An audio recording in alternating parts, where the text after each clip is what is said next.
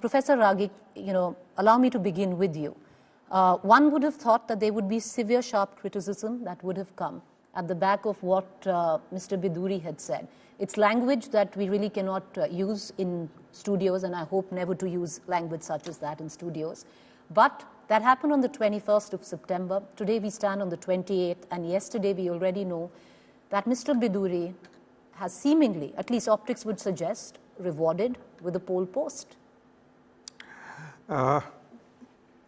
First of all, Bidhuri comment was not accepted by the BJP, and it was criticized by all sections of the society.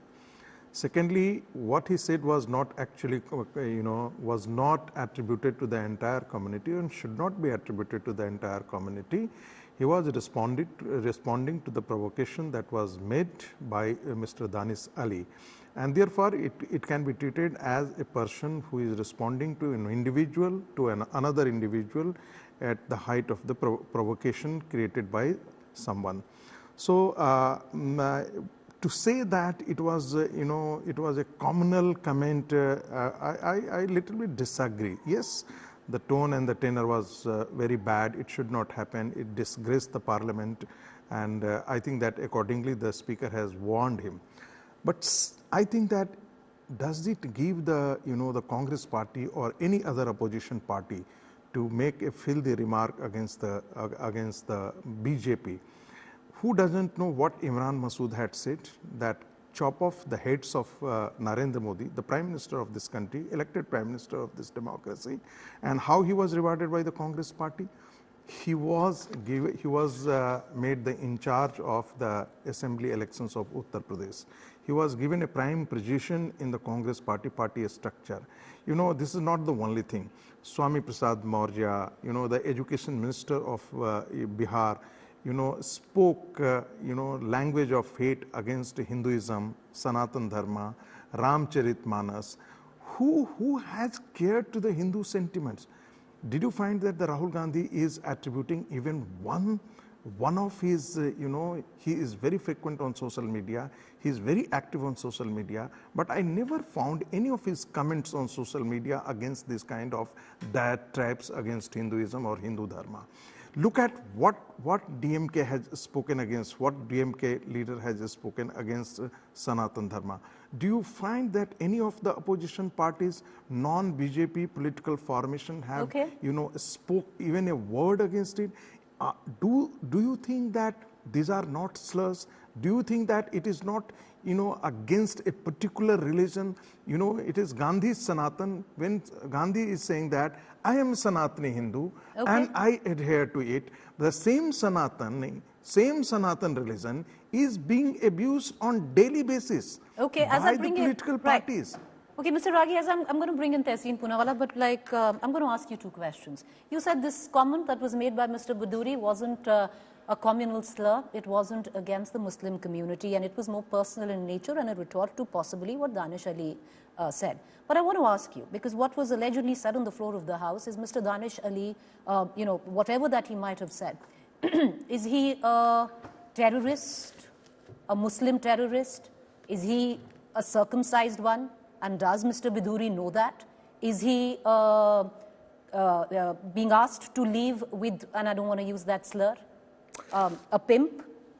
Is that because then it's a matter of defamation if it is a personal comment? Yeah, I said at the very outset that such kind of language, abusive language against any individual, I'm not talking about the parliamentarians. You be in parliament or you are in outside parliament.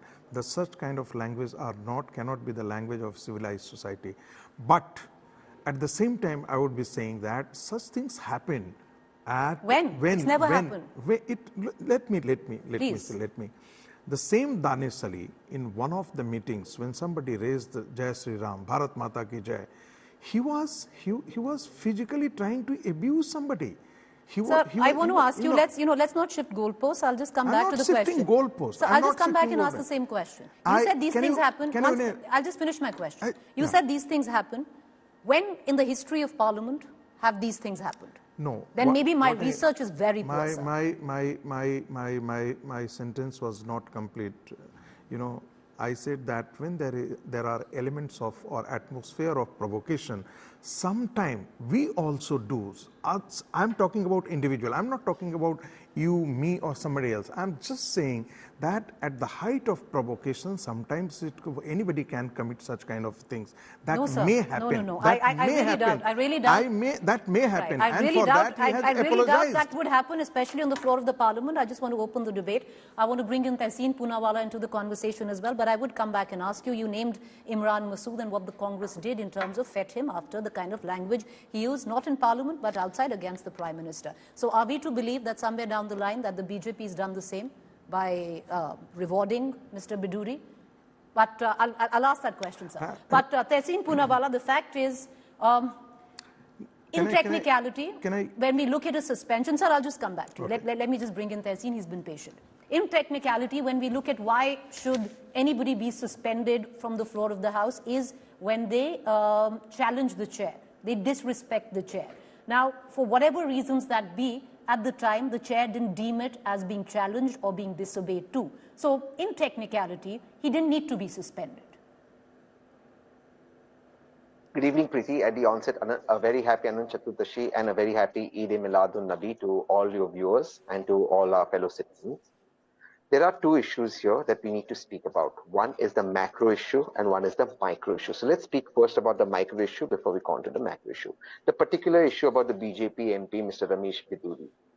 Mr. Bidhuri's language is not just atrocious, but when this happened, I was on various other TV channels and I made this prediction. I've tweeted about it that Mr. Bidhuri would be rewarded. This is the pattern in BJP. BJP rewards hate. And look at the constituency Mr. Bidhuri has been chosen to go and work in for the BJP in Rajasthan elections, the constituency of Tonk, where the Muslim population is extremely high, where Mr. Bidhuri himself is an OBC from the Gujar community, the same caste Sachin Pilot comes from, and we know that Tonk is Sachin Pilot's stronghold. So there is obviously an attempt at polarization by the BJP, and the BJP is a master at polarizing elections. So Bidhuri is rewarded. It's a pattern, not just for this.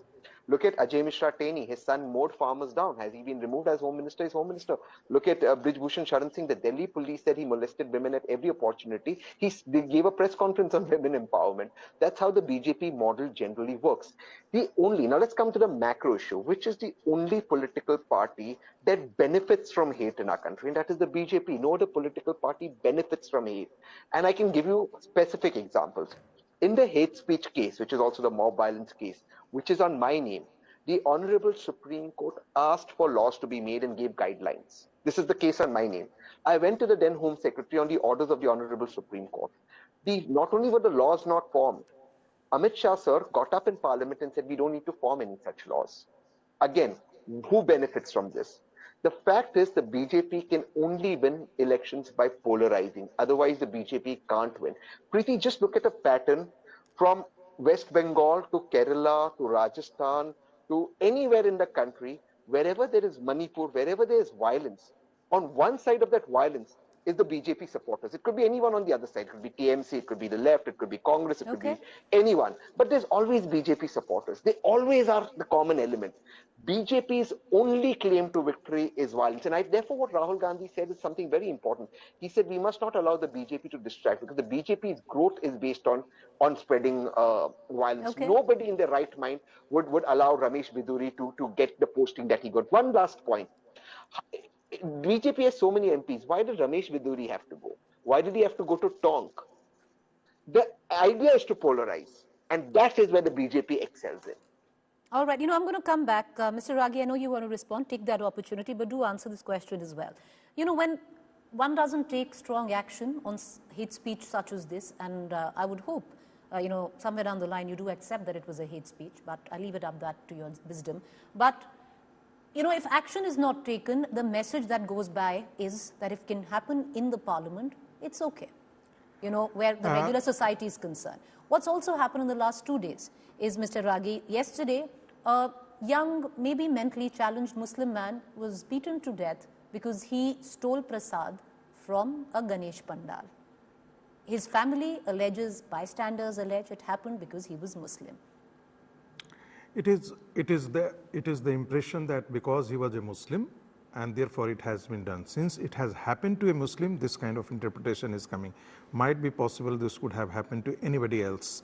Anyway, let me come back to that position. That why do we say that it is a reward to the BJP parliamentarian? The BJP has issued a so-called notice to Mr. Bidhuri.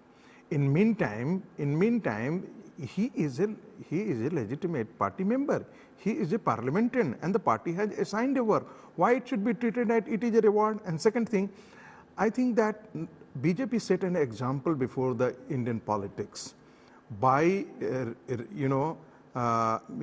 taking action against Nupun Sharma, right? How many political parties have taken action like the BJP has taken against its own spokesperson on an issue which they spoke on a television channel? Do you think that using slur against a particular religion is abusive, and it should be particularly the Sanatan Dharma should go go unpunished? Should the political parties not take action? When the Nupur Sharma, when the BJP is setting an example, why Samajwadi Party is not taking action against her? Why Rahul Gandhi is not speaking even a word against DMK or against Swami Prasad Maurya or against Lalu Prasad Yadav Party? This is an important question. Why it should be one-way traffic? Can you reverse that question, Mr. Ragi? Why is it that Amit Shah, the Prime Minister, hasn't said a word of someone using the floor of the Parliament to use that kind of language that he does? That question can be reversed. I think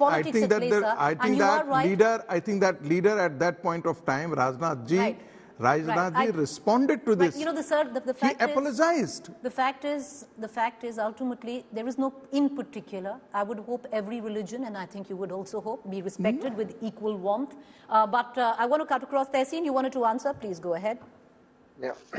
Preeti, you will remember during the 2019 elections, the Honorable Prime Minister himself spoke to both India Today and your sister channel Aaj Tak about Pragya Thakurji, who still now faces terror charges. She's a terror accused even now. And the Honorable Prime Minister said, and I quote him verbatim, "Main inhe hriday se maaf nahi karunga." Amit Shah ji then in a press conference which India Today had attended and Aaj Tak said that within 10 days action would be taken. A show cause notice was given to Pragya Thakurji. She continues to make hate speeches. She continues to call Godse a patriot. No action has been taken. This is a pattern of the BJP. In fact, what Mr. Ragi says about the BJP, ex-BJP spokesperson, that's something I'm against. You threw her under the bus because it was foreign countries that objected. Okay. You did not stand up and you throw her on the bus when countries like Afghanistan objected. The fact of the matter is that the BJP uses hate to sow divisions in Indian society because that's the only way it can win. Just answer one question, and I think questions should be asked of Rahul Gandhi. The day Rahul Gandhi is Prime Minister, I promise you, Sangeet ji, Preeti Chaudhary here will be asking Rahul Gandhi very tough questions. She still asks the Congress. But let's ask one question for you, sir. Why isn't my judgment by the Honorable Supreme Court adhered to? Why is respected Home Minister saying we don't need laws? Does the Home Minister know more about laws than the Supreme Court? Why isn't it? Because the BJP benefits from it, sir.